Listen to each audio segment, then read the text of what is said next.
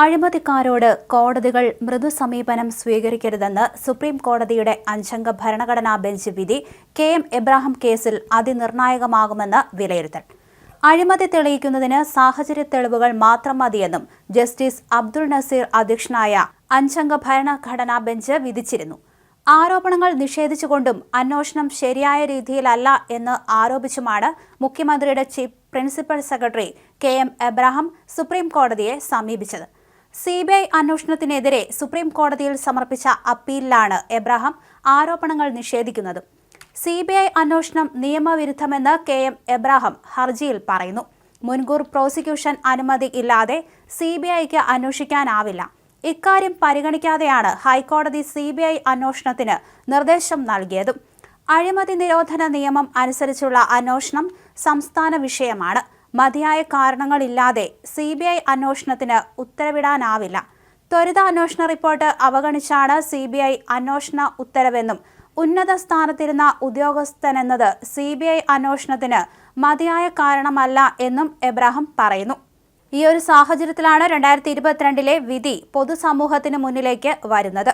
അഴിമതിക്കെതിരെ ശക്തമായ നിലപാട് പ്രഖ്യാപനമാണ് ആ വിധിയിൽ സുപ്രീം കോടതി നടത്തിയത്.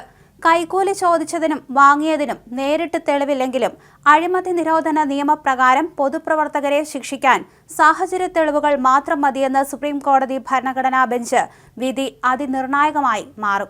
അഴിമതിക്കാരോട് കോടതികൾക്ക് ഒരു മൃദു സമീപനവും പാടില്ലെന്നും ജസ്റ്റിസ് അബ്ദുൾ നസീർ അധ്യക്ഷനായ അഞ്ചംഗ ബെഞ്ച് വ്യക്തമാക്കിയിരുന്നു. 2022 ഈ വിധി. അഴിമതിയുടെ ദുർഗന്ധം രാഷ്ട്രഭരണത്തിന്റെ കാര്യക്ഷമതയെ പ്രതികൂലമായി ബാധിക്കുന്നു.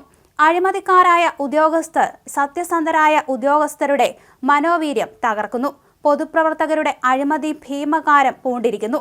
വ്യാപകമായ അഴിമതി രാഷ്ട്രനിർമ്മാണത്തെ പിന്നോട്ടടിക്കുന്നു. അതിന്റെ ദുരിതങ്ങൾ എല്ലാവരും അനുഭവിക്കുന്നു. അതിനാൽ അഴിമതിക്കാരായ ഉദ്യോഗസ്ഥർക്കെതിരെ കേസെടുത്ത് ശിക്ഷിക്കണമെന്നായിരുന്നു വിധി. പൊതുപ്രവർത്തകനോ ഉദ്യോഗസ്ഥനോ ആവശ്യപ്പെടാതെ തന്നെ ആരെങ്കിലും കൈക്കൂലി നൽകിയാൽ സ്വീകരിക്കുന്നതും കുറ്റകരമാണ്.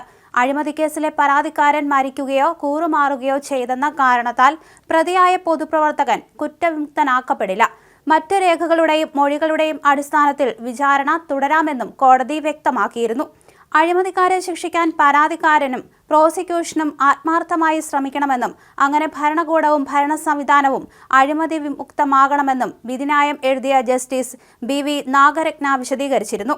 ജസ്റ്റിസുമാരായ BR Gavai, AS Bopanna, V Ramasubramaniam എന്നിവരായിരുന്നു ബെഞ്ചിലെ മറ്റംഗങ്ങൾ. അഴിമതി ക്യാൻസർ പോലെ രാഷ്ട്രത്തിന്റെ ജീവനാഡികളെയും സമൂഹത്തെയും ഭരണത്തെയും കാർന്നു തിന്നുകയാണെന്നത് ദുഃഖകരമായ യാഥാർത്ഥ്യമാണെന്ന് കോടതി ചൂണ്ടിക്കാണിച്ചിരുന്നു.